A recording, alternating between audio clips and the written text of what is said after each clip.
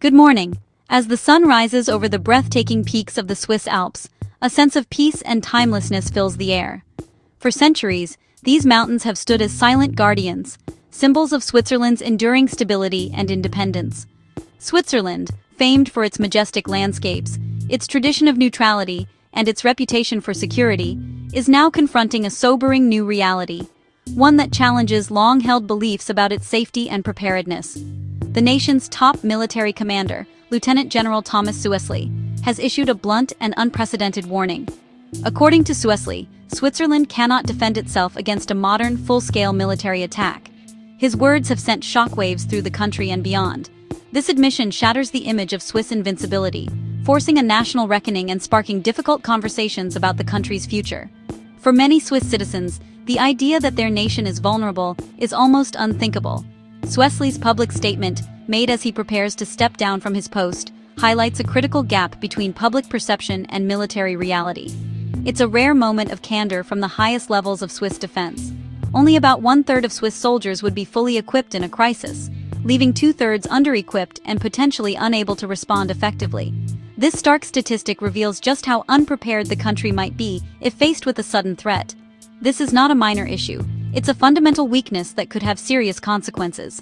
The lack of equipment and resources is a vulnerability that can no longer be ignored or downplayed. The general's message is a wake-up call for the entire nation.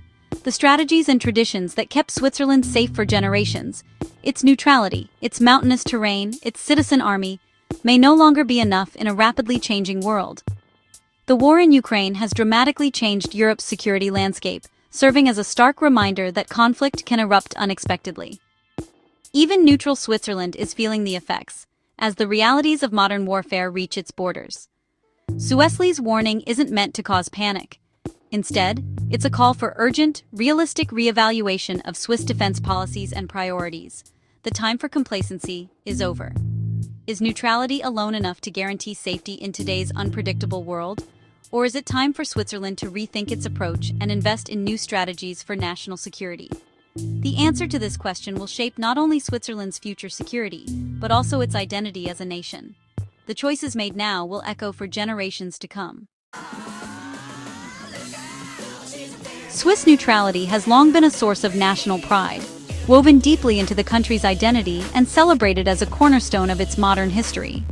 For generations, the Swiss have believed that their commitment to impartiality sets them apart from the rest of Europe, offering a sense of security and stability in a turbulent world. This neutrality is often seen as a shield, reinforced by the natural fortress of the Alps and the vigilance of Swiss border guards. The landscape itself seems to promise safety, as if geography alone could keep conflict at bay. The belief persists. By not taking sides, Switzerland can remain untouched by the world's wars. Diplomatic efforts and a reputation for peace have helped cement this image, both at home and abroad. But General Thomas Süssli, the current head of the Swiss Army, warns that this is a dangerous illusion, one that could have serious consequences if left unchallenged. History is filled with examples that neutrality, without credible defense, offers no real protection. Neutral countries have been invaded when it suited aggressors, regardless of their intentions or treaties. Süssli's message is clear. Neutrality only works if you have the strength and readiness to defend it. Without a capable military, neutrality is little more than wishful thinking. The war in Ukraine has shattered assumptions about the permanence of peace in Europe, proving that international norms and agreements can collapse overnight, leaving countries exposed and vulnerable. In this new reality, neutrality alone is no guarantee of safety. Documents and declarations mean little if they are not backed by real deterrence. Finland and Sweden, long considered models of neutrality, have joined NATO for precisely this reason, recognizing that alliances and collective defense are sometimes necessary for survival. Now, Switzerland faces a difficult question.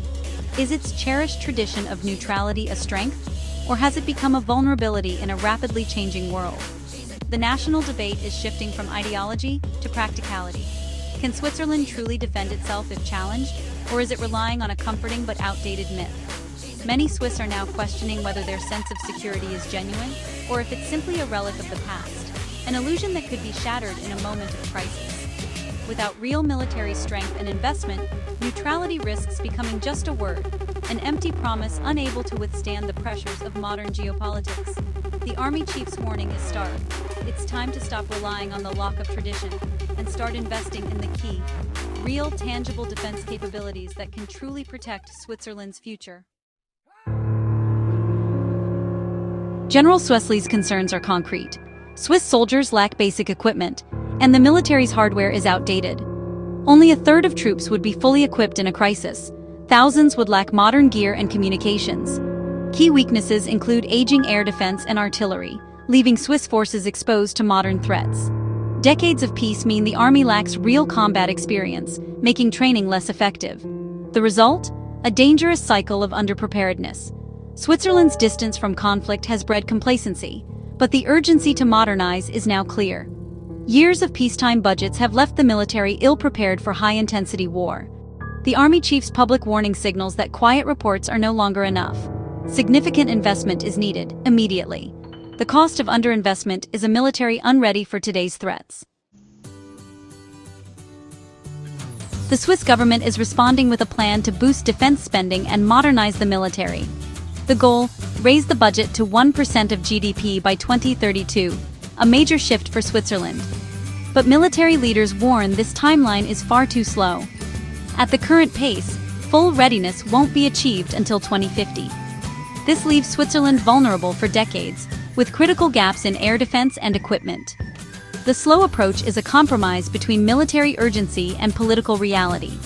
Politicians must balance defense with healthcare, education, and social services. Every year of delay is another year of risk. The threats are immediate, but the solutions are distant. The debate: can Switzerland afford to wait? Central to Switzerland's ambitious modernization is the landmark purchase of F-35A fighter jets, an acquisition that marks a new era for the Swiss Air Force and the nation's defense strategy. This is the largest arms deal in Swiss history, representing a significant investment in the country's security and future capabilities. These advanced stealth aircraft are set to replace Switzerland's aging fleet of fighter jets, many of which have served for decades and are now nearing the end of their operational lives. The F-35As will form the backbone of Swiss air defense for generations, ensuring the country's skies remain secure in an increasingly unpredictable world.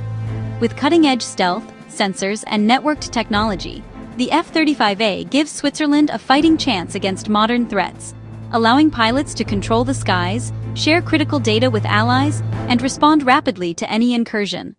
Alongside the jets, Switzerland is investing in new artillery systems, bringing its ground forces up to date with the latest in firepower and precision. New air defense systems are also planned, aiming to address glaring weaknesses and provide a multi-layered shield against aerial threats. The overarching goal is clear: to build a comprehensive modern military force that can deter any aggressor and respond to emerging challenges. This transformation is about more than just hardware. It's about readiness, deterrence, and national resilience. Yet, the F-35A program remains deeply controversial. Cost overruns, delays, and questions about the jet's suitability for Switzerland's unique needs have fueled heated debate. Public skepticism and political opposition threaten to derail the program, with many questioning whether the benefits truly outweigh the enormous price tag. In a country renowned for its fiscal caution and direct democracy, such massive spending faces intense scrutiny from both lawmakers and citizens. Every franc spent is debated, and the public demands transparency and accountability at every step of the process. The high price tag is why Switzerland's modernization is being stretched over decades, carefully balancing urgent defense needs with the realities of a limited budget and public oversight. For Switzerland, building a modern military is a complex balancing act, one that will shape the nation's security for years to come. Modernizing the Swiss military faces a major obstacle: public skepticism and tight finances. Many Swiss question whether billions for defense are necessary, especially with rising costs in healthcare and social programs. The F-35A purchase has become a lightning rod for debate, with critics arguing for cheaper alternatives. Although voters narrowly approved the jets, concerns about costs and priorities persist. Switzerland's strict budget rules make rapid spending increases politically difficult. Accelerating modernization would require unpopular cuts or tax hikes. The result: a slow, multi-decade plan that alarms defense experts. The core question: how much risk is Switzerland willing to accept for the sake of fiscal prudence? The debate is no longer just about money. It's about the nation's security and identity. Switzerland's defense debate is shaped by a changing Europe. Finland and Sweden have abandoned neutrality to join NATO, leaving Switzerland more isolated. Surrounded by NATO members, Switzerland benefits from a security buffer, but it's not a guarantee. Relying on others for defense runs counter to Swiss self-reliance. Switzerland is increasing cooperation with NATO through joint exercises and cybersecurity, but full membership remains off the table. This pragmatic approach helps modernize the military without abandoning neutrality. The debate now: how far should Switzerland go in aligning with NATO? Some call for deeper integration. Others warn it risks national principles. The old model of armed neutrality is under strain. Switzerland must find a new balance between independence and security cooperation. Switzerland faces a classic dilemma. It has the money to modernize, but not the time. Years of underinvestment mean it will take decades to build a credible defense, even with increased funding. The risk: a crisis could erupt long before the military is ready. The slow pace of Swiss politics clashes with the speed of modern threats. Leaders must choose: stick to gradual plans and accept risk, or make painful trade-offs to accelerate modernization. Every year of delay increases vulnerability. The real challenge is shifting from a peacetime mindset to a crisis mentality. The military's warnings are clear. The question: will Switzerland act before it's too late? Switzerland's defense dilemma offers lessons for all peaceful nations. Security can't be taken for granted. Assumptions must be constantly re-examined. Neutrality is not a passive state. It requires real strength and investment. A strong economy and reputation are no substitute for credible defense. Modernizing after years of neglect is slow and costly. Prevention is easier than rebuilding. The Swiss debate over defense versus social spending echoes across democracies. Failing to invest in security risks the very prosperity that allows other services to thrive. The balance is difficult, but neglecting defense leads to uncertainty and danger. Switzerland's experience is a warning. Peace is precious, but it must be protected. The time to act is before the crisis arrives.